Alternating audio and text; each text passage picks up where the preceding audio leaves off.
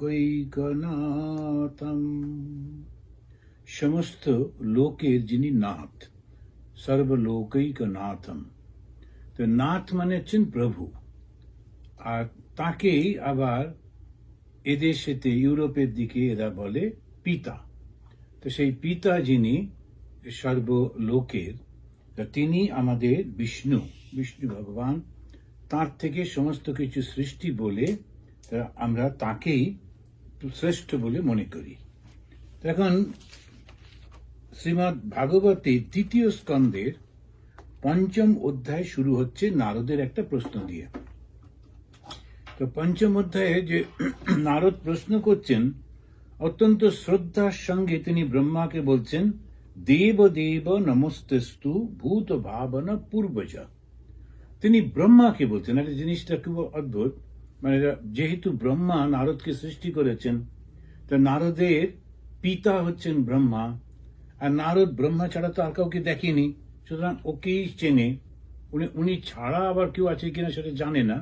সেই জন্য বলছেন দেব দেব নমস্তেস্তু, যে দেবতারের যিনি দেবতা, দেবতারা যাকে পুজো করেন, আমি তাকেই প্রণাম করছি। নমস্তেস্তু ভূত ভাবনা পূর্বজ। তুমি হচ্ছ জগৎ স্রষ্টা, তুমি জগৎটা সৃষ্টি করেছ। আর তার মানে কি, তুমি জগতের আগে ছিলে। জগৎটা তুমি সৃষ্টি করলে মানে জগতের আগে তুমি ছিলে বলেই তো জগৎটা সৃষ্টি করলে। তাই বলছে জগৎ পূর্বজ। জ মানে আছে বা জন্মানো, পূর্বজ। আমরা যেমন বলি না পূর্বজ, আমাদের যে সমস্ত পূর্বপুরুষদের বলা হয়। তা তুমি হচ্ছে সেই পূর্বজা, তুমি অনন্ত, তোমার দ্বারা জগৎ সৃষ্টি হয়েছে। তৎ বিজানীহি যদ জ্ঞানম আত্মতত্ত্বম নিদর্শনম। তো তুমি আমাকে কৃপা করে আত্মতত্ত্ব সম্পর্কে একটু বলো। আত্মতত্ত্ব নিদর্শনম। যদি লক্ষ্য করা যায়, আমাদের যে এই যে ধর্মগ্রন্থের মধ্যে স্বর্গ সম্পর্কে বলো, স্বর্গে যাব, পথ দেখিয়ে দাও, এসব কিছু কিন্তু বলছে না। সবসময় ওরা বলে যে তুমি আমাকে আত্মতত্ত্বটা বলো, আমি কে সেটা একটু বলে দাও। তো আমাদের হিন্দু ধর্মটা পুরোটাই হচ্ছে জ্ঞান ভিত্তিক। আমাদের এখানেতে অন্য কোনো কিছু নেই জ্ঞান ছাড়া। যা কিছু করি, উপবাস করি, তীর্থযাত্রা করি, আমরা নানান রকমের পূজা করি, কিন্তু সবটার পেছনে একটাই লক্ষ্য, সেটা হচ্ছে জ্ঞান লাভ করা। কি জ্ঞান? আমি কে, কে আমার স্রষ্টা, কে আমাকে সৃষ্টি করেছেন, আর তার সঙ্গে আমার সম্পর্কটা কি, কেন তিনি আমায় সৃষ্টি করলেন, কি কারণে সৃষ্টি করলেন। এই যে তিনটি জিনিস জানার জন্য আমরা চেষ্টা করি।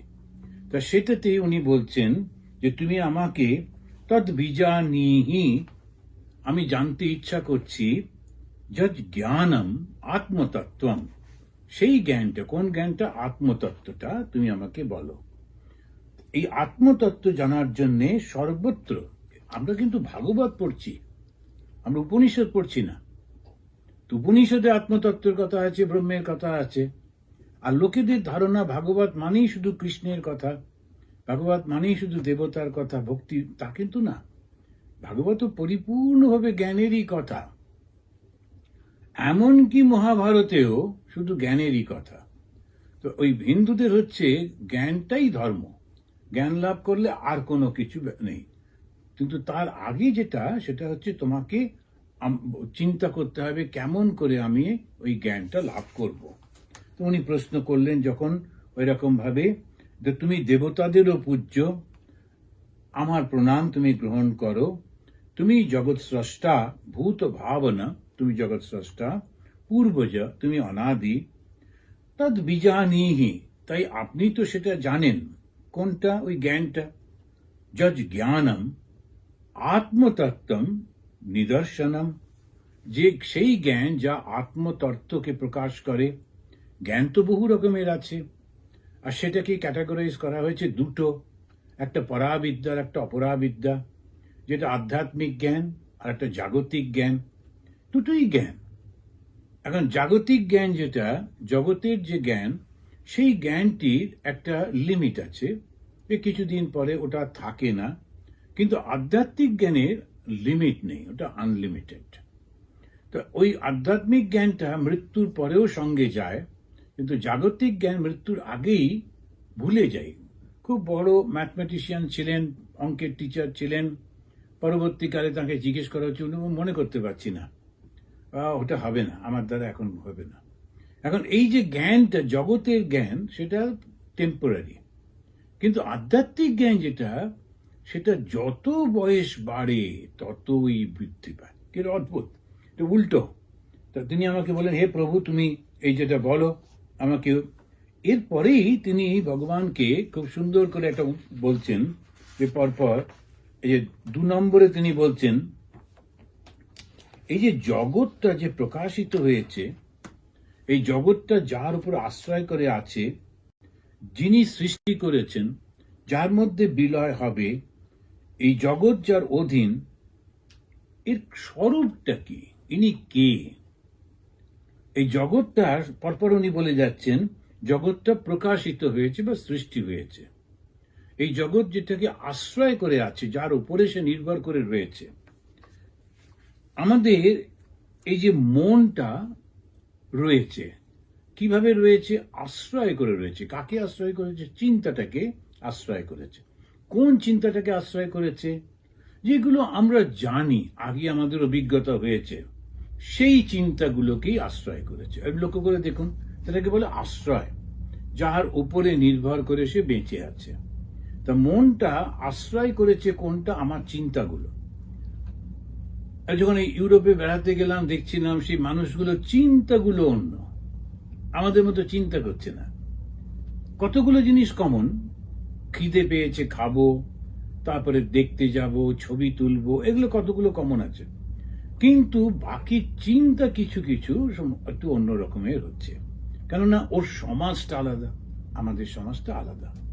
এই যে সবাই বিয়ের আগে ওই যে দেখে যে ঠিক ঠিক মিলছে কিনা। কেন দেখে? কারণ বিয়ে তো শুধু একটা পুরুষ আর নারীর না, দুটো সংস্কৃতি। বিয়ে যখন হয় দুটো সংস্কৃতি সম্পূর্ণ বিপরীত হলে তখন দুজনেই খুব অসহায় হয়ে পড়ে। কিছুদিন একলা বেশ ভালো লাগছে, ঘুরছে, তারপরেতে খুব অসহায় হয়ে পড়ে। আর তো কেউ নেই, সাপোর্ট নেই। তো এ যখন ওখানে যাচ্ছে কিছু বুঝে উঠতে পারছে না, ও যখন এখানে আসছে কিছু বুঝে উঠতে পারছে না। এখন সেই জন্যে এই ধারণ করে যে আছে, ওটা খুব গুরুত্বপূর্ণ। তুমি যে আশ্রয়, যার ওপরে নির্ভর করছে, সেটা কে? তো তিনি আবার ওর মধ্যে তো বিলীন হয়ে যাচ্ছে, সৃষ্টিটা আবার চলেও যাচ্ছে। তো কার মধ্যে এটা? এই স্বরূপটা তুমি আমাকে বলো। এটা তিনি বলবার পর তারপরে বলছেন, ভূত, ভবিষ্যৎ, বর্তমান, এই 3 কালের প্রভু হচ্ছেন আপনি। ও ব্রহ্মাকে বলছে। নারদ তার বাবা ব্রহ্মাকে বলছে যে ভূত, ভবিষ্যৎ এবং বর্তমান। ভূত মানে অতীত, পাস্ট। তো তুমি ভূতও জানো, ভবিষ্যৎ জানো, বর্তমানটাও জানো। তো আমরা দেখেছি যে যখন ভগবান বলা হয়, যাকে ভগবান বলা হয়, তার কতগুলো গুণ তো থাকতে হবে। হঠাৎ করে একটা লোককে ভগবান বলে তো হবে না। আমরা বলে দিই বটে, তো কিন্তু সেরকম ভগবান বলে তো হবে না। ওর মধ্যে ওই গুণগুলো আছে কিনা দেখতে হবে। আমরা পাঠ করে একজনকে মেডিকেল ডক্টর বলতে পারি না, তার মধ্যে মেডিকেল সেই জানার এবং তার সেই জ্ঞানের ওই জ্ঞানটা আছে কিনা সেটা জানতে হবে। তো সেরকম করতে গিয়ে উনি বলছেন যে তুমি হচ্ছ আমাদের এই জগতের সর্বম।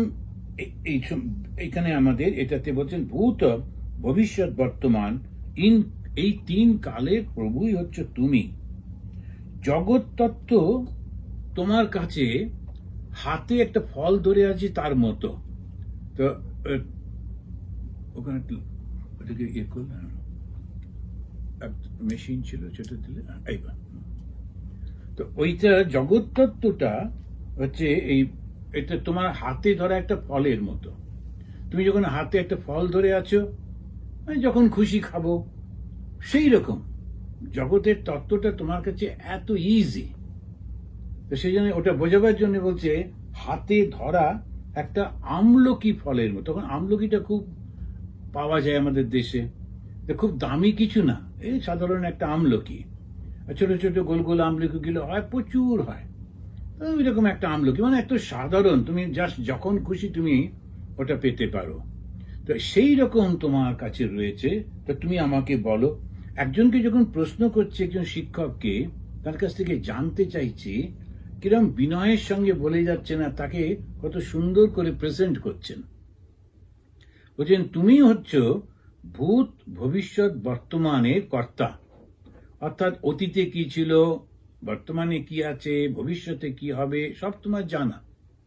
আর এই যে জগৎটা, সৃষ্টিটা, এটা তোমার হাতে ধরা একটা ফলের মতো, তো সব তুমি জানো। সুতরাং তুমি আমাকে ভালো করে বলো, আমাকে বলো বলে চুপ করে থাকলো না। আমাকে বলো বলে চুপ করে গেলেই হতো, কিন্তু তা না। ওনাকে বলে দিচ্ছে যে তুমি কিন্তু সবকিছু জানো, সুতরাং আমি বলবো না বা জানবো না এরকম বললে হবে না। আপনি যার কাছে বিশেষ জ্ঞান লাভ করেছেন, আপনার আশ্রয় যিনি, আপনি যার অধীন, আপনার স্বরূপই বা কি, এইসব বিষয় আমাকে বলুন। যদ বিজ্ঞান, যদ আধার, যদ মত প্রস্তম, যদ আত্মকঃ এক সৃজসি ভূতানি। তুমি যে এই যে ভূতটা সৃষ্টি করছো, জগৎ যে সৃষ্টি করছো, তুমি এই সমস্তগুলো তুমি বলো। আপনি মায়া শক্তির সাহায্যে পঞ্চভূতাদির দ্বারা প্রাণীকুল সৃষ্টি করেছেন। এখন নারদ তো জ্ঞানী, নারদ তো এগুলো দেখেছে, ও তো জানে যে সৃষ্টির কারণটা কি। এটা মায়া শক্তি, সত্যি সত্যি তো সৃষ্টি নয়। তার কারণ তিনি এক ছিলেন, এক থেকে বহু হলেন। তো বহুটা হলেন কি করে? মনের ইচ্ছাতে, মনের কল্পনাতে তিনি বহু হলেন। তো আমরা কোনো কোনো সময় এমনি শুয়ে আছি, হঠাৎ মনে হলো কে যেন একটা এসেছে, কার জন্য পায়ের আওয়াজ পাচ্ছি। এই যখন আমরা শান্ত থাকি, ওরকম আমরা কল্পনা করি, কে যেন কথা বললো, এরকম করে কল্পনা করছি। যখন কল্পনা করছি তখন কল্পনাটা বাস্তবের মতো মনে হচ্ছে, কে যেন হাঁটছে, পায়ের আওয়াজ পাচ্ছি, একটু কে যেন কথা বলছে, এই জন্য কি একটা আওয়াজ হলো। এগুলো কিছুই হয়নি, কিন্তু আমার মনে হচ্ছে আমি সৃষ্টি করছি, কিংবা আমি মনে মনে নানান রকম কল্পনা করছি, সৃষ্টি করছি। তো সেটাকেই বলা হচ্ছে মায়া শক্তি। মায়া মানে কল্পনা, কিন্তু ভয়ঙ্কর শক্তি।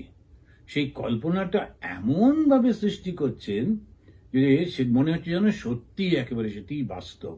কারণ খুব ভয় হয়ে যায়, তো ওর থেকে বেরোনো যায় না। একটা মানুষ যখন পাগল হয়, সে কিন্তু ঠিক এইটাই হয়। ও একটা কল্পনার মধ্যে ঢুকে যায়, গিয়ে আর বেরোতে পারে না। কোনো একটা কিছু ঘটেছিল, সেইটা তার ব্রেন, ডাক্তাররা বলতে পারবেন, সাইকিয়াট্রিস্টরা বলতে পারবেন কি কি ঘটছে, কিন্তু মানসিক তার কি হয়, একটা চিন্তার উপরে ঘুরপাক খেতে থাকে, ওখান থেকে কিছুতে বেরোতেই পারে না।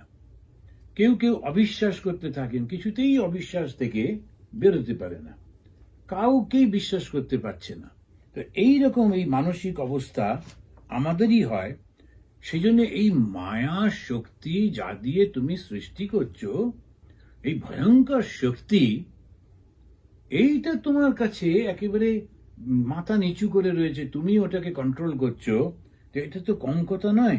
সুতরাং ওইগুলো তুমি আমাকে সব বলো।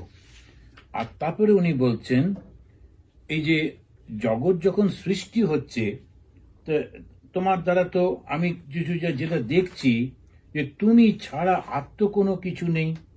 না হম বেদ পরম তস্মাৎ না অপরম না সমম বিভো নাম রূপ পশুই গুণ্য ভাবম সদ অসৎ কিঞ্চন অন্যতঃ।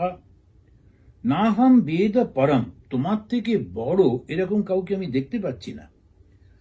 এই যে তিনি তাকে বলছেন, প্রভু, যে তোমার থেকে বড় আমি কিন্তু কাউকে দেখতে পাচ্ছি না, তোমার থেকে ছোট কাউকে দেখতে পাচ্ছি না, আর তোমার সমান সেটাও দেখতে পাচ্ছি না। কেমন ভাবে তুমি ছাড়া কেউ নেই এরকম বললেন না, ওটাকে আর একটুখানি সাহিত্য করে সুন্দর করে বলছেন, তোমার থেকে বড় কাউকে দেখতে পাচ্ছি না, তোমার থেকে ছোট কাউকে দেখতে পাচ্ছি না, আবার তোমার সমান না এরকমও কাউকে দেখতে পাচ্ছি না। তার মানে কি, তুমি ছাড়া কেউ নেই। তিনি বলছেন, নাম রূপ পশের গুণই অভাবম সদ অসৎ কিঞ্চত অন্যতঃ। তা তুমি হে সর্বশক্তিমান, আপনার অপেক্ষা উৎকৃষ্ট, নিকৃষ্ট কিংবা সমান কেউ নেই।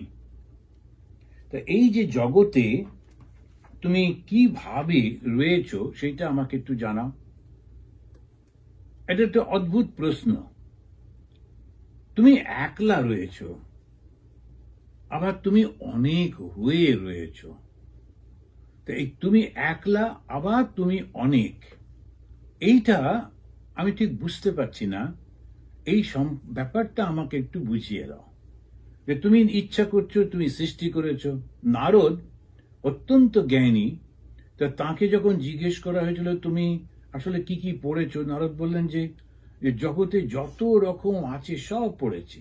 শিক্ষা, কল্প, ব্যাকরণ, ছন্দম, নিরুক্তম, জ্যোতিষ সব পড়া হয়ে গিয়েছে। কিন্তু তবু আমার মধ্যে জ্ঞানের তৃষ্ণা মিটছে না। সেই জ্ঞান আহরণ করবার জন্যে উনি ছুটে ছুটে বেড়াচ্ছেন।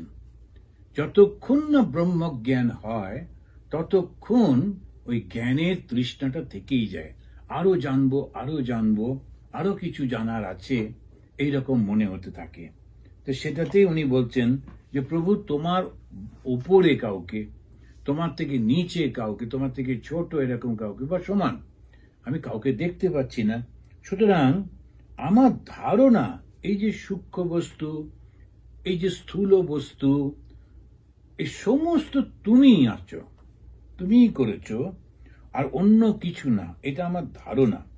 তারপরে উনি বলছেন স্বভাবান আচরেত ঘোরম যত তপ সুসম্মোহিত সুসম্মোহিত। সম্মোহিত মানে একদম ডিপ মেডিটেশন। সু মানে অত্যন্ত গভীর ধ্যানের মধ্যে আমি তোমাকে দেখেছি। স্বভাবান সেই তুমি, যার থেকে বড় ছোট তোমার সমান কিছু নেই, সেই তোমাকে আমি দেখলাম তুমি ধ্যান করছো। কার ধ্যান করছো? এইটাতে উনি খুব সুন্দর করে জিজ্ঞেস করছেন, তেনা খেদয়সে না ত্বম। খেদ আছে, আমি খুব বিভ্রান্ত হচ্ছি। তুমি আবার কার কাছে প্রার্থনা করছো? তুমিই তো সব, তুমি আবার কার কাছে প্রার্থনা করছো? তেনা সেই জন্যে খেদয়সি না ত্বম পরাশঙ্কাম যাচ্ছসি। আমার আশঙ্কা হচ্ছে তুমি কি তাহলে সর্বশ্রেষ্ঠ নও? ছেলে এসে বাবাকে বলছে, ছেলে হচ্ছে নারদ, সে এসে বাবাকে বলছে আমার তো ধারণা ছিল তুমি শ্রেষ্ঠ, কেননা আমি তোমার উপরে, তোমার নিচে, তোমার সমান আমি কাউকে দেখতে পাচ্ছি না। আমি দেখেছি তুমি ইচ্ছা মাত্র জগৎ সৃষ্টি করছো। আমার ধারণা এই যে সূক্ষ্ম, এই যে স্থূল, এই সমস্ত কিছু তুমি। এখন তার সঙ্গে সঙ্গে আমার একটা আশঙ্কা হচ্ছে, একটা চিন্তা হচ্ছে যে তুমি তাহলে কার ধ্যান করো আমাকে একটু বলো। ধ্যান করা মানে একটা বিষয় আছে, একটা বস্তু আছে যার উপরে আমি মনটা রাখছি। তুমি কার ধ্যান করো? আর যদি ধ্যান করো মানে সে তো তোমার থেকে বড়, তাহলে তুমি কার ধ্যান করো? এখন যদি লক্ষ্য করলে দেখা যায় ভগবান বিষ্ণু তিনি যখন ওই যোগশয্যায় শুয়ে আছেন, তা তিনি যোগ নিদ্রাতে নিদ্রিত হয়ে রয়েছেন। তিনি একটা সাপের উপরে একটা কল্পনা করেছে, একটা সাপের উপরে, তারপরে দুধ সমুদ্র, ক্ষীর সমুদ্র, তারপরে সেই সাপটা, সাপের উপরে উনি কি অসাধারণ ভাবে একটা অ্যাবস্ট্রাক্ট আইডিয়াটাকে কিরকম ছবি দিয়ে, মূর্তি দিয়ে আমাদের সামনে প্রেজেন্ট করছে। একটা সমুদ্র, সেই সমুদ্র শুধু জল রয়েছে, জল তো নিরাকার। এখন সেই জন্যে সেই সমুদ্রটা কিরকম, ওই সমুদ্র মন্থন করলে সবকিছু পাওয়া যাবে, তাই শুধু জল বলছে না, বলছে দুধ, দুধের সমুদ্র।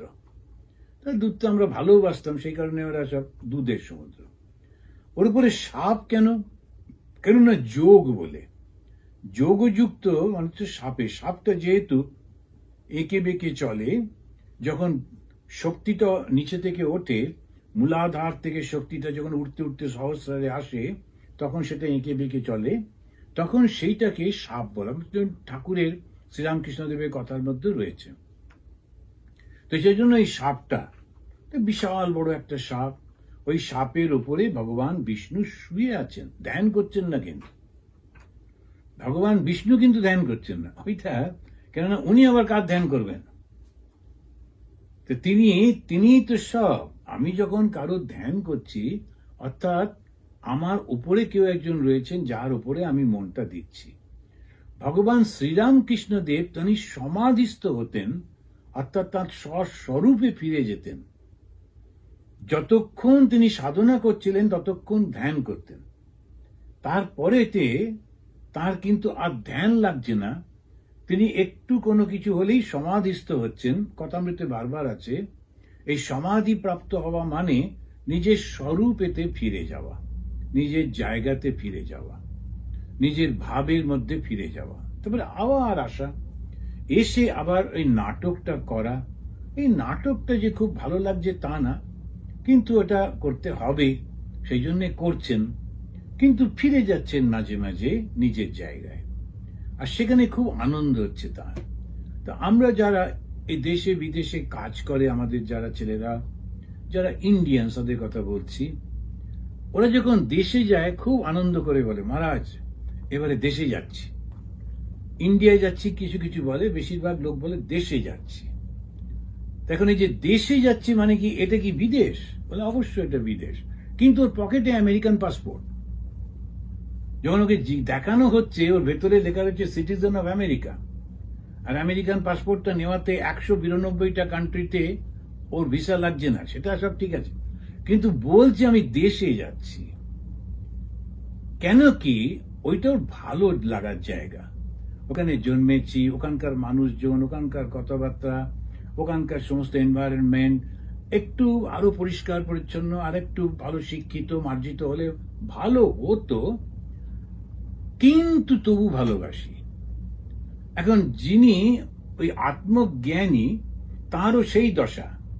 তিনি আসেন, এসে সবার সঙ্গে কথা বলছেন, মিশছেন, উৎসাহ দিচ্ছেন, কি করে নাম করতে হয়, কি করে ভগবানকে ডাকতে হয়, এসব করছেন টরছেন, কিন্তু যেন একটা মিশনে এসছেন। ওই মিশনটা কিন্তু যেই সময় পাচ্ছেন, সঙ্গে সঙ্গে তিনি তার নিজের নিকেতনে চলে যাচ্ছেন, নিজের স্বরূপে চলে যাচ্ছেন। সেটা হচ্ছে সমাধি।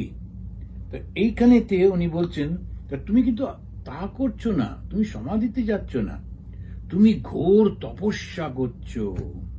সেখানে উনি বলতে গিয়ে বলছেন, সুসমাহিতা অচরত ঘোরম ইয়ৎ তপঃ।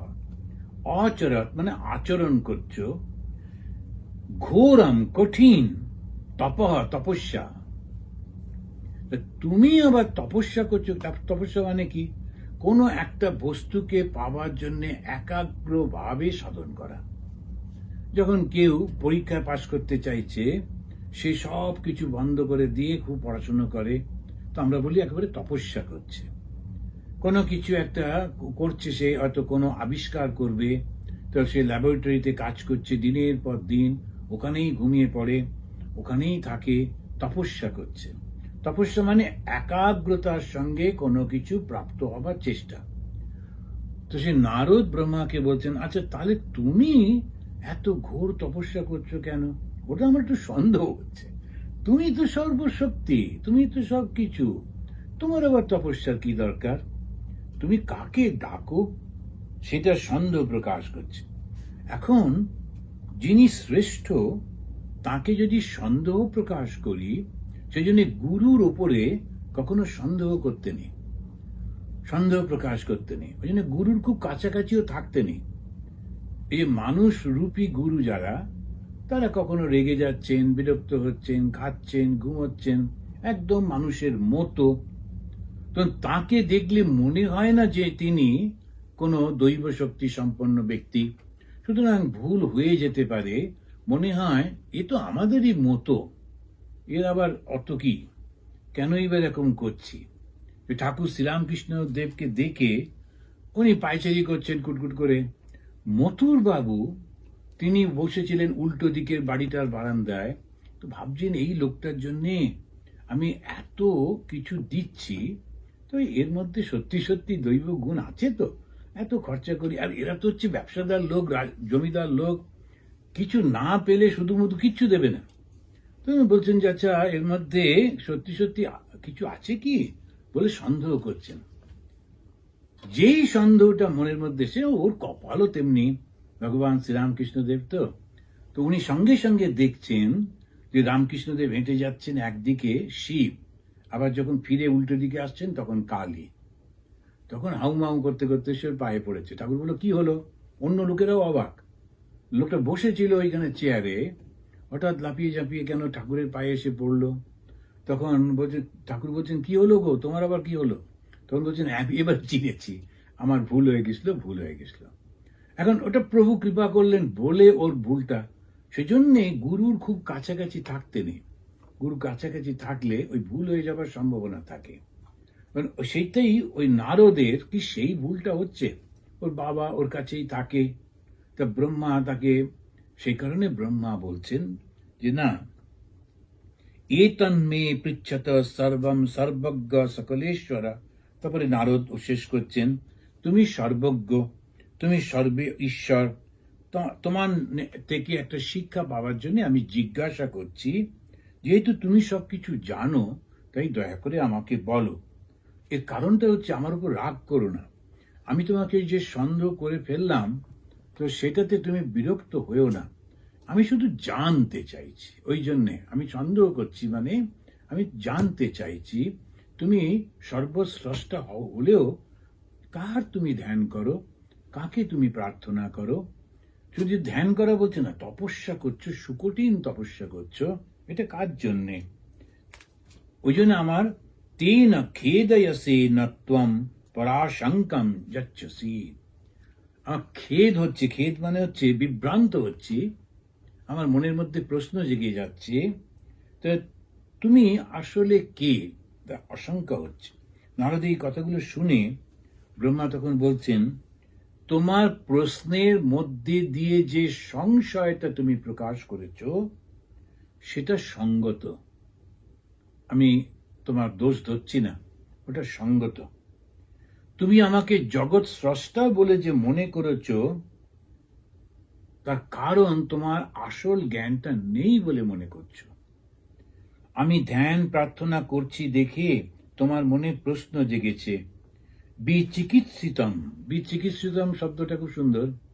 বিচিকিৎসিতম মানে হচ্ছে একটা প্রশ্ন জেগেছে, সেটাকে আমি, সেটা একটা সন্দেহ জেগেছে, সেই সন্দেহটাকে আমি প্রশ্ন আকারে দিচ্ছি।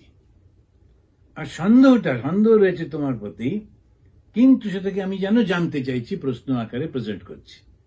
আমি তোমাকে সন্দেহ করছি, এটা ভয়ঙ্কর ব্যাপার। গুরুকে সন্দেহ করছে, এরকম তো বলা যায় না। তাই বলছে যে বিচিকিৎসিতম, তুমি আমাকে সন্দেহ করছো না, কিন্তু আশঙ্কা একটা রয়েছে, তাই তুমি আমাকে প্রশ্ন। এই যে শব্দগুলো না, এটা হচ্ছে সংস্কৃতি। এই যে আমাদের যে সমস্ত দেখবেন ব্যবহারগুলো, আমাদের দেশেতে মানুষগুলোর ব্যবহার কি অসাধারণ। এখন একটু গোলমাল হয়ে গেছে, নানান রকম কারণে সব এখন খুব, আমরা যে এখন যাদেরকে দেখি অত্যন্ত লো ক্যাটাগরির মানুষ, হয়তো সায়েন্সটা জানে, এটা জানে, সেটা জানে, কিন্তু এই যে ব্যবহার কি করে করে, কথাবার্তা কি বলে বলে, এই যে মানুষের সংস্কৃতি যেটা, সেইটি কিন্তু অনেকটা হারিয়ে যাচ্ছে, গেছেও। তার কারণ এই জিনিসগুলি আমরা এখান থেকে নিই না। আমরা যখন ভাগবত পড়ি তখন ভাগবতেতে আমরা ওই ব্রহ্মজ্ঞান তিনি বললেন, কিংবা ঈশ্বর ডাকো এর বললেন, কিন্তু এই যে শব্দটা বলছেন যে শিষ্য, সেটা সন্তান হওয়া সত্ত্বেও শিষ্য। তো শিষ্য তিনি গুরুকে কেমন ভাবে কথা বলবেন, বা ছেলে বাবার সঙ্গে কি করে কথা বলবে। এখনকার ছেলে বাবাকে তো বন্ধু বলে মনে করে, বাবাও বলে না না আমার বন্ধু, বলে দুজনে কাঁধে চললো, কিন্তু সেই একদিক দিয়ে ঠিকই আছে, কিন্তু আবার একটা সেম টাইম যদি রেসপেক্ট না থাকে, ও বাবার থেকে কিছু শিখতে পারবে না।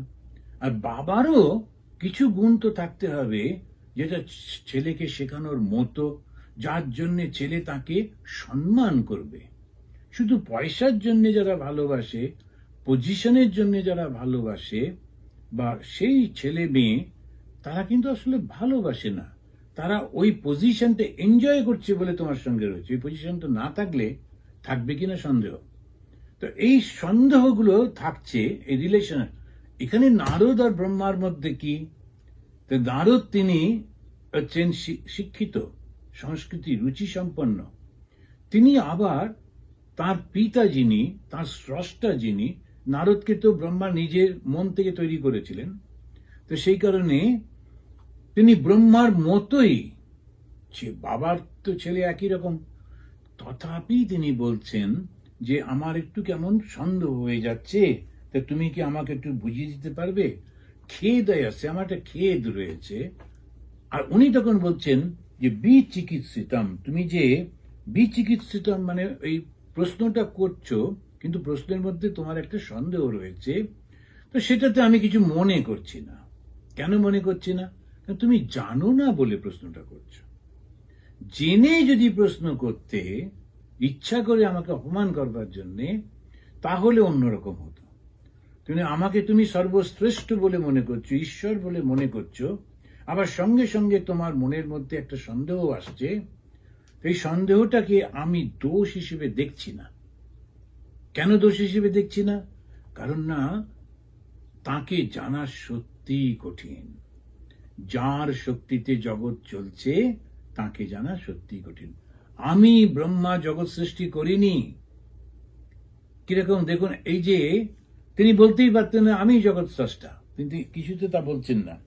তখন বলছেন যে তুমি এই যে জিজ্ঞেস করেছো, এটা আমি মোটেই খারাপ মনে করিনি, তার কারণ তোমার প্রশ্নের মধ্যে দিয়ে তুমি মিথ্যা বলনি। এতক্ষণ যে কথাগুলো বলছিল যে তুমি জগতের স্রষ্টা, তোমার উপরে কেউ নেই, তোমার নিচে কেউ নেই, তোমার সমান কেউ নেই, এগুলো বানিয়ে বানিয়ে বলছে, তা কিন্তু না। তাকে বলে চাটুকারিতা। চাটুকারিতা হচ্ছে এমন ভাবে এসে বলবে, স্যার আপনার মতো আর কেউ নেই, আপনার মতো আর কেউ নেই। কিন্তু এই চাটুকারিতা যারা, ভগবান শ্রীরামকৃষ্ণ ওদের দু চোখকে দেখতে পারতেন না। যখন জমিদার সে বসে আছে, কিছু লোক আসছে, তারা সোনার গয়না টয়না নিয়ে, তখন জমিদার বলছে না এটা কত দাম, ওই হিরেটা কত দাম। আবার কিছু লোক এলো ধান নিয়ে, ধানের সমস্ত স্যাম্পল নিয়ে এসছে, চালের স্যাম্পল, কাপড়ের স্যাম্পল। সারাদিন ধরে লোকেরা আসছে, কারণ জমিদারি তো কিনবে, ছোট ছোট মানুষ আর কত কিনবে। তো সেই জমিদার বলছেন, দেখছেন, ঠাকুর বসে বসে সব লক্ষ্য করছেন যে ও কি কি করছে।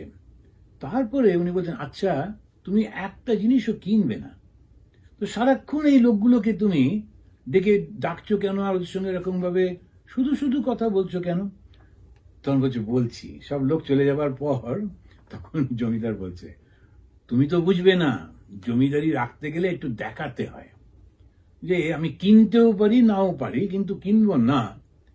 তবু সারাদিন ধরে আমার কাছে লোকেরা রয়েছে, আসছে যাচ্ছে, এসব যদি না হয়, একদম ফাঁকা হাঁ করে বসে আছি, আমি কিরাম জমিদার, লোকেরা সম্মান দেবে না, ওই জন্য লাগিয়ে রাখতে হয়। তো যারা সংসারী লোক ওরা জানে এটা একটুখানি সব নানা রকমের লাগিয়ে রাখতে হয়, তা না হলে সম্মান পাওয়া যায় না। তো ওই রকম তখন ব্রহ্মা বলছে, না তুমি সেরকম চাটুকারিতা করনি। তুমি হে ব্রহ্মা, তুমি সর্বশ্রেষ্ঠ টেষ্ট বললেন তো, বলবার পর বলছেন আমার একটু সন্দেহ হচ্ছে। না, তুমি চাটুকারিতা করনি, তুমি সত্যি সত্যি তোমার প্রশ্নটা জেগেছে। দেখুন, একটা সন্দেহ করছে ছেলে, কিন্তু তথাপি তিনি রাগ করছে না, তার কারণ ও জেনুইন। এইটা হচ্ছে কালচার। এই কালচারটা আমরা ভুলে যাচ্ছি, তার কারণ আমরা দুর্বল হয়ে গেছি।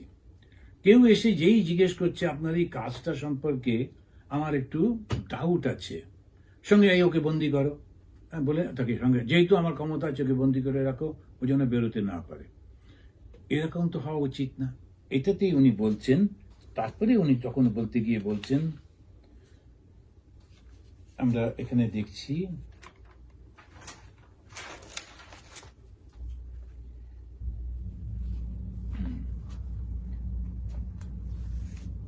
এরপরে উনি বলছেন, এন সরোচিষা বিশ্বম রোচিতম রোচয়াম্যহম।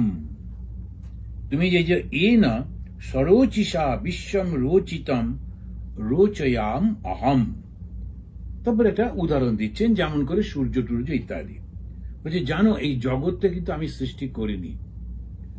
জগৎটা যে শিক্ষক যেমন ছাত্রকে একটা আউটলাইন করে দিয়েছে, ড্রয়িং এর শিক্ষক যিনি আর্ট শিক্ষক তিনি একটা আউটলাইন করে দিয়েছেন, তারপরে পাশে রংটাও লাগিয়ে দিয়েছেন, চুলের রংটা কালো দিতে হবে, গায়ের রংটা এরকম হবে, তারপরে জুতোর রংটা এরকম হবে করে ছবিটা আমরা যে ছোটবেলায় যে পাওয়া যেত এক পাশেতে কি হবে ছবিটা আর এক পাশে ওটা আউটলাইন। এবার ওই বাচ্চাটা ওই দেখে দেখে দেখে দেখে সে ওই রংটা দিল আর সুন্দর একটা ছবি ফুটে উঠলো। ও ওইটা নিয়ে গিয়ে আমি এঁকেছি বলে দেখায়, কিন্তু ওর তলায় সমস্ত ঈশ্বর সব করে দিয়েছেন, আর আমি সেইটার ওপরে সব শুধু দাগা বুলিয়ে আমি করেছি মনে করি। সেটা উনি যে বলছেন যে এই যে চন্দ্র সূর্য নক্ষত্র তারকা এই সমস্ত কিছু সৃষ্টি হয়েছে পরমেশ্বরের, যাকে তুমি জানো না। তিনি এই জগৎটা আগেই সৃষ্টি করে দিয়েছেন, আমি শুধু তার উপরে একটুখানি দাগা বুলিয়ে দিই। আচ্ছা, বাংলা একটা কথা আমরা ছোটবেলায় শুনতাম, দাগা বোলাতে হয়। আগে রবীন্দ্রনাথের যে অ আ ক খ সব লিখতেন সেইগুলো দিয়ে আমাদের বলতো ওর উপরে দাগা বোলা। বারবার বারবার একই অ অ করে যাচ্ছি করে হাতের লেখাটা ভালো হবে, তারপরে তো হাতের লেখাটাই উঠে গেল, সুতরাং আর রবীন্দ্রনাথ লাগবে না, আর দাগা বোলানো শব্দটাও উঠে গেল। এখন এই যে দাগা বোলানো মানে একটা জিনিস যেটা অলরেডি আছে আমি সেটার উপরে করছি। ব্রহ্মার কিরকম দেখুন, সে একটুও তার মধ্যে অহংকার নেই। উনি বলছেন তুমি আমাকে স্রষ্টা বলে সম্মান করেছ, কিন্তু সেটা বানিয়ে বানিয়ে তুমি বলনি, কেননা তুমি জানো না বলে আমাকে স্রষ্টা বলে মনে হচ্ছে, কিন্তু আমি আসলে স্রষ্টা নই। যিনি স্রষ্টা তিনি সব কিছু আগেই করে দিয়েছেন। সেই স্রষ্টাকে 12 নম্বর শ্লোকে গিয়ে দ্বিতীয় 5 এবং 2, 5, 12 তস্मै নমো ভগবতে বাসুদেবায় ধীমহি জন্ময়ায়া দুর্গয়া মাম বদন্তি জগদ্গুরুম। তার মায়াতে আমাকে তিনি জগৎগুরু বানিয়ে দিয়েছেন। লোকে আমাকে পুজো করছে এই ভেবে যে আমি হচ্ছি সেই জগতের গুরু, আমি জগৎ স্রষ্টা, কিন্তু আসলে আমি কিচ্ছু করিনি। তিনি সমস্ত কিছু আগে থেকে সব করে দিয়েছেন, আমি তাকে প্রণাম করছি। তস্मै তাকে নমো ভগবতে বাসুদেবায়, সেই যে ভগবান যিনি বাসুদেব তাকে আমি প্রণাম করছি। তিনি তার কৃপা করে তিনি আমাকে জগৎ গুরু বানিয়ে দিয়েছেন। স্বামী বিবেকানন্দ যখন কলকাতায় ফিরে এলেন, এখান থেকে আমেরিকা থেকে যখন গেলেন, কলকাতায় নামার সঙ্গে সঙ্গে ওরা এখনো সেইটা করে, একটা জাহাজে করে ম্যাড্রাস থেকে জাহাজে করে কলকাতায় পোর্টে গেছিলেন। কলকাতা থেকে নেমে ওখান থেকে ট্রেনে করে শিয়ালদা স্টেশনে, যখন শিয়ালদা স্টেশনে পৌঁছবার সঙ্গে সঙ্গে চতুর্দিকে একেবারে হাজার হাজার লোক ওকে নেবার জন্য দাঁড়িয়ে আছে। তো তখন তো ঘোড়ার গাড়ি, তা ঘোড়ার গাড়ি নিয়ে এসেছিল, কিন্তু লোকেরা বললো না, ঘোড়ার খুলে দাও। সমস্ত ক্যালকাটা ইউনিভার্সিটির স্টুডেন্টরা তারা সে ঘোড়াটা খুলে দিয়ে নিজেরাই ওটা টানতে লাগলো। কলকাতার বড় বড় লোকেরা সেটা টানছে। তো এরকম যখন নিয়ে যাচ্ছে, মাস্টার মহাশয় তিনি ওই এত লোক ও বেচারি কোথায় দাঁড়ায়, যদিও নরেন ওনার অত কাছের, কিন্তু তখন আর সেই নরেন তো আর নরেন নেই। মাস্টারমশাই ঢুকতে পারছেন না ভিড়ের মধ্যে, দূরে দাঁড়িয়ে দেখছেন। ওর মধ্যে মাস্টারমশাইকে দেখে স্বামীজি তাকে গ্রিট করলেন। খুব ইচ্ছা ছিল ওকে বোধ হয় গাড়িতে তুলবেন, আর সময় হলো না লোকজনের মধ্যে, তখন ওরা তো আর ওকে চেনে না। সুতরাং এবারে যখন ওরা জয় দিচ্ছে বিবেকানন্দজি কি জয়, তখন থামিয়ে দিয়ে বলছেন এই খবরদার আমার নাম জয় দিও না, কেননা এই কলকাতার মাটিতে যে ধুলো আছে না, এই ধুলো দিয়ে হাজার হাজার বিবেকানন্দ যিনি সৃষ্টি করতে পারেন, সেই ভগবান শ্রীরামকৃষ্ণ, তিনি আমাকে দিয়ে তার কাজটা করিয়েছেন। আমার কোনো কৃতিত্ব নেই এর মধ্যে। এই হচ্ছে ঠিক ঠিক আত্মজ্ঞানী, কেন তার মধ্যে অহংকার লেশ মাত্র নেই। অহংকার থাকলে সে কখনো ঈশ্বর লাভ করতে পারে না। তিনি ওখানে বললেন যে না, আমার এর মধ্যে কোনো সম্পর্ক নেই, কেননা আমি শুধু দাগা বুলিয়ে গেছি। এবং সত্যি সত্যি বিবেকানন্দের জীবনীর মধ্যে পাওয়া যায় যে তিনি যখন একটার পর একটা বক্তৃতা করছেন, কত বিষয় পাওয়াই তো কঠিন, যে সত্যি তো কত বিষয় বলবো, একই তো কথা কত করে বলা যাবে। প্রত্যেকে বলে মহারাজ নতুন একটা টাইপ দিন। আমাদের সোহানন্দজি মহারাজ বলতেন, বেশ তো তোমরা যেমন টাইটেল দেবার দাও, যেটা আমার বলবার আমি বলে দেবো। তো ওরা নানান রকমের টাইটেল দিত, খুব ক্যাচি সব নাম টাম দিয়ে, কিন্তু উনি গিয়ে যা ঠাকুরের কথা বলবার ওটা বলে দিতেন। তো এইরকম ভাবেই সমস্ত কিছু, একই তো সৃষ্টি কত। কিন্তু বিবেকানন্দ যখন ঘুমোচ্ছেন, ঠাকুর এসে ওনাকে বক্তৃতা শিখিয়ে দিয়ে যেতেন। গড়গড় গড়গড় করে রাত্রিবেলায় শুয়ে শুয়ে উনি বক্তৃতাটা দিচ্ছেন। পাশের ঘরের লোকেরা ভাবছে উনি কার সঙ্গে কথা বলছেন এই মধ্যরাত্রে। পরে যখন ওকে জিজ্ঞেস করতো যে আপনি কালকে সারা রাত অতক্ষণ ধরে কার সঙ্গে কথা বললেন, আমি বলিনি, ঠাকুর এসে আজকে কোন বক্তৃতাটা দেব সেটা শিখিয়ে দিয়ে গেলেন। এখন এইগুলো শুনলে তো গায়ে কাঁটা দেয়, ভাবি সত্যিই তো এই যে জগৎ গুরু যিনি, তিনি যদি কাউকে সঙ্গে নেন, আচ্ছা শ্রীরামকৃষ্ণদেব নিজে করতে পারতেন, 3 দিন ওর মধ্যে ঢুকলেন না। তার ইচ্ছা হলো ওই নরেনকে সামনে রেখে ওকে দিয়েই করাবেন। শ্রীকৃষ্ণ একাই যুদ্ধ জয় করতে পারতেন। ওই যে যুদ্ধটা হলো, সে এমন কিছু ওনার কাছে কিছুই না, কিন্তু তিনি নিজে কিচ্ছু করলেন না, অর্জুনকে সম্মান দিলেন। ভগবত গীতার পাতায় পাতায় শুধু মহাবীর মহাবীর অর্জুন। আর অর্জুন যখন শ্রীকৃষ্ণ চলে গেলেন, সেই গান্ডীবটা তুলতেই পারল না।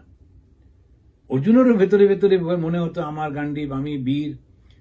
কিন্তু যখন শ্রীকৃষ্ণ মারা গেলেন, উনি যখন সেই মেয়েদের রক্ষা করবার জন্য গুজরাটে গেলেন, তখন সেই দস্যুগুলো এসে মেয়েদের নিয়ে চলে যাচ্ছে, তখন অর্জুন নিজের গান্ডীবটাই তুলতে পারলেন না, যুদ্ধ করবেন কি।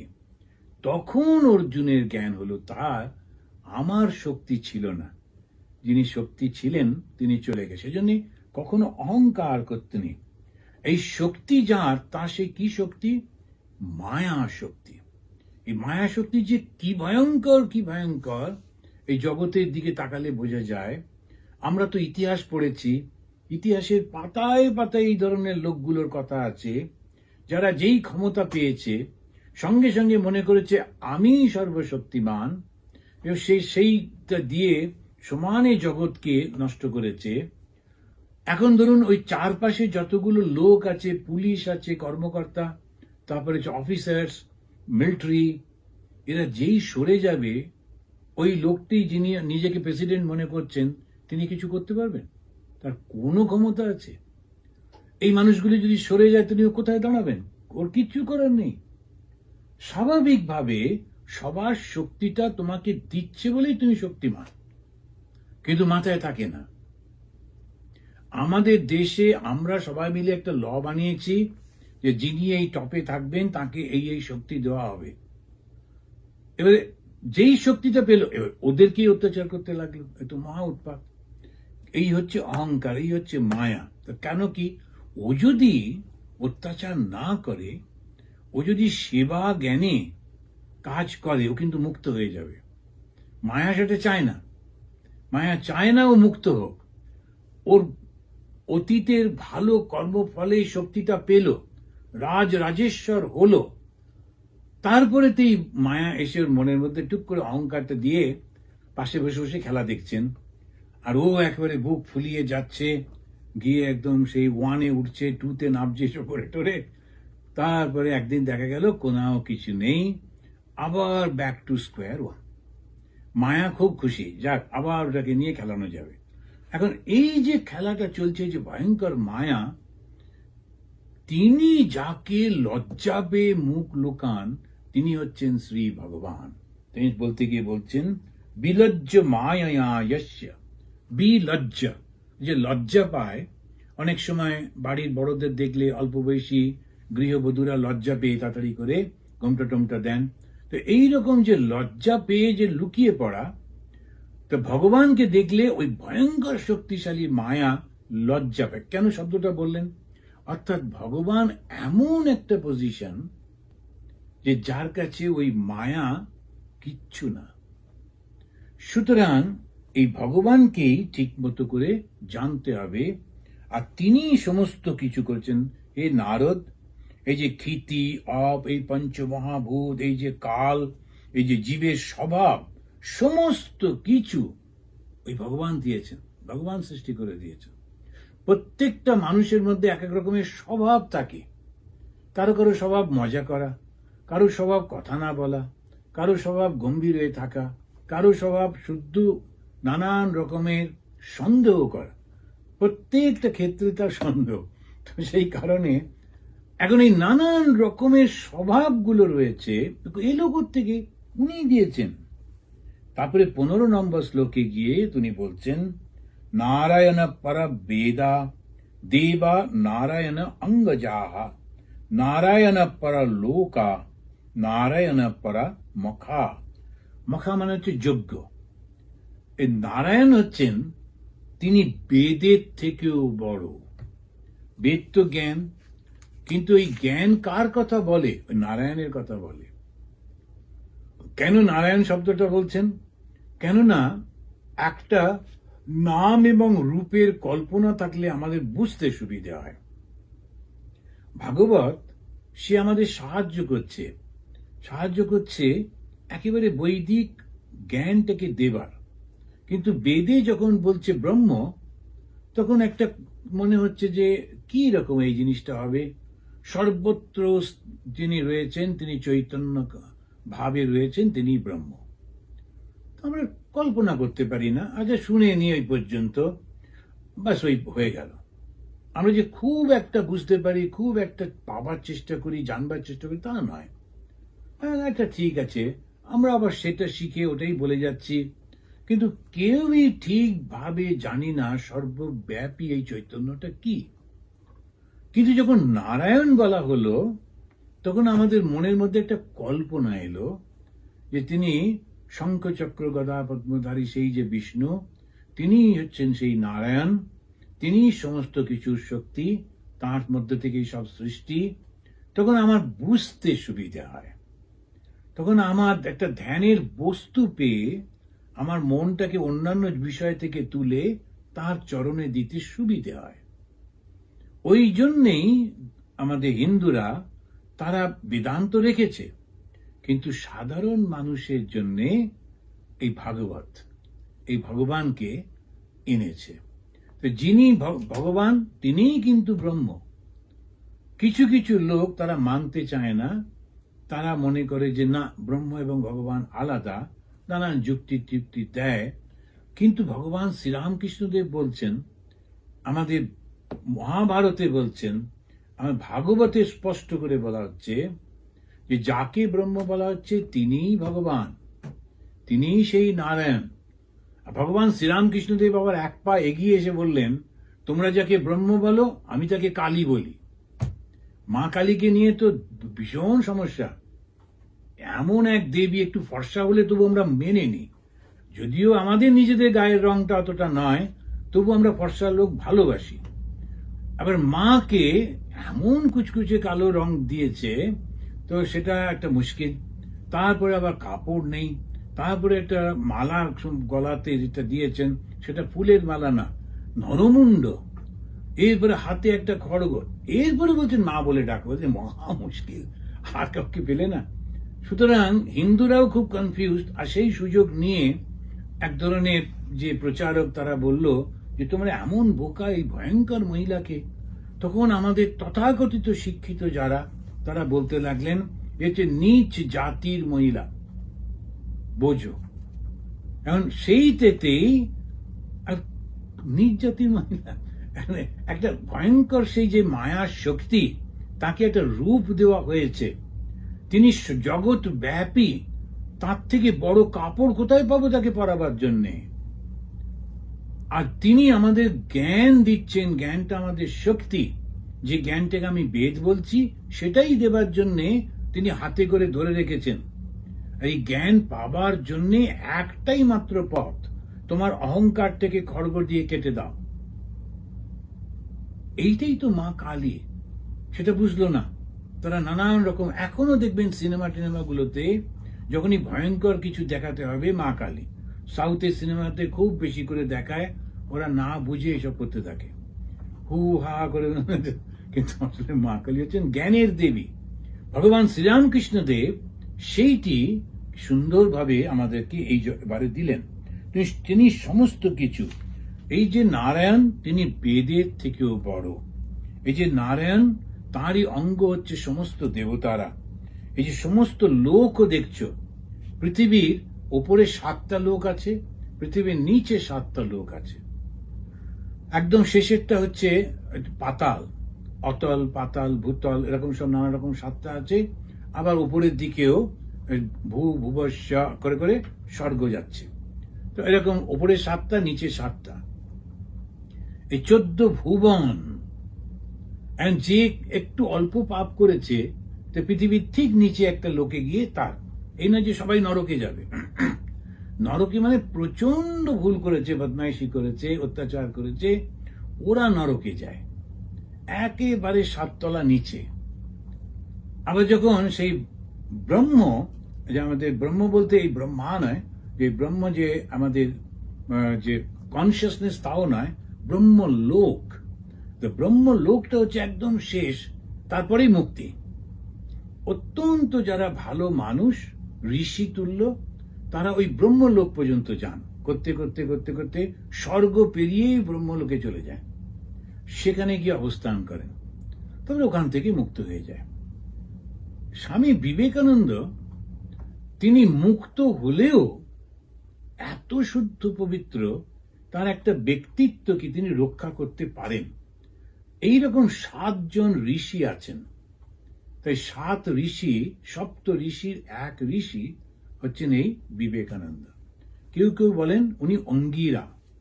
অঙ্গিরা ঋষি খুবই পণ্ডিত লোক ছিলেন, কিন্তু এই বিবেকানন্দ 7 ঋষির এক ঋষি।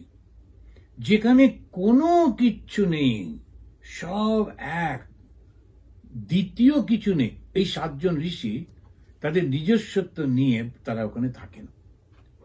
এটা হচ্ছে লাস্ট কন্ডিশন। তো একদিন এই আমাদের, আপনারা যারা যারা পড়েছেন জানেন, ঠাকুরের শিষ্যদের মধ্যে একজন হচ্ছেন খোকা মহারাজ বলা হতো। ওর স্বভাবটা বাচ্চাদের মতো, সেখানে খোকা। এই খোকা মহারাজ তিনি একদিন ধ্যানের মধ্যে দিয়ে দেখছেন, তিনি ওপরের দিকে যাচ্ছেন, স্বর্গের দিকে। যেতে যেতে গিয়ে দেখলেন যে স্বর্গেতে আমাদের রাজা মহারাজ, তারপরে শিবানন্দজি মহারাজ, তুরিয়ানন্দজি মহারাজ, এরা সব বসে আছেন। তখন খোকা মহারাজ ওখানে গিয়ে আবার চলে যাচ্ছেন। তখন রাজা মহারাজ জিজ্ঞেস করলেন, খোকা কোথায় যাচ্ছ? বলে, আমি স্বামীজির কাছে যাব। তখন রাজা মহারাজ বললেন, স্বামীজি নেমে এলে তখন আমরা তাকে পাই, কিন্তু স্বামীজির কাছে আমরা যেতে পারি না, কারণ সেটা হচ্ছে নিরাকারের রাজত্ব। সেখানে সাকার, সেখানে আমি, এই বোধ নিয়ে পৌঁছানো যায় না। তো স্বামীজির স্থান আমরা ভাবতে পারি না, স্বামীজির যে স্থান সেটা আমরা ভাবতে পারি না। সেই জন্যে এই নরেন সেই নরেন বলে বলে আজকাল যে বলে না, আমার ভীষণ কষ্ট হয়। স্বামীজির স্থানটা ভাবা যায় না, এটা ছেলে মানুষের ব্যাপারই না। তো এইখানেতেই আমরা থামবো। নারায়ণ পর বেদ দেবা নারায়ণ অঙ্গজাহা নারায়ণ পরালোকা নারায়ণ পরা মুখা। এই যে যত যজ্ঞ করছি সব নারায়ণের। নারায়ণ পরো যোগ নারায়ণ পরম তপঃ নারায়ণম জ্ঞানম পরম জ্ঞানম নারায়ণম পরাগতি। এটা হচ্ছে শ্রেষ্ঠ গতি। তখন প্রশ্ন হচ্ছে, আচ্ছা ব্রহ্মা, তাহলে আপনি কি করেন? নারদ ও শেষটা বলছে, না তাহলে আপনি, নারায়ণই যদি সব করে দিলেন, তাহলে আপনি কি করেন? তখন উনি খুব সুন্দর করে বলে শেষ করছেন। উনি বলছেন, অদ্বিতীয় যিনি, যিনি সবকিছু সৃষ্টি করে দিয়েছেন, আমি সেটাকে আবার দ্বিতীয়বার করি, মানে আমরা যে দাগা বোলানো ওইটা করি। তা ব্রহ্মা যে সৃষ্টিকর্তা, কিরকম সৃষ্টিকর্তা? সৃষ্টি আগে থেকেই করে আছে, এই ব্রহ্মা তার উপরে শুধু দাগ কাটেন। তো সেই জন্যে ব্রহ্মা একটা পজিশন, ব্রহ্মাটা ইটার্নাল নয়, ব্রহ্মা এটা চেঞ্জ হয়। তো এইরকম ভাবে যিনি সৃষ্টিকর্তা, এইটা চেঞ্জ হয়। তো যাই হোক, আমরা এই পর্যন্ত পড়লাম। এটা হচ্ছে দ্বিতীয় অধ্যায় 17 নম্বর শ্লোকেতে। এরপরে আমরা আস্তে আস্তে করে আরো অগ্রসর হব। 3 বার শান্তি বলে শেষ করি এবং তাড়াতাড়ি করে উঠে পড়বো, কারণ প্রেয়ারটা শুরু হয়ে যাচ্ছে। ওম শান্তি শান্তি শান্তি। হরি ওম তৎসৎ। শ্রীরামকৃষ্ণ অর্পণমস্তু।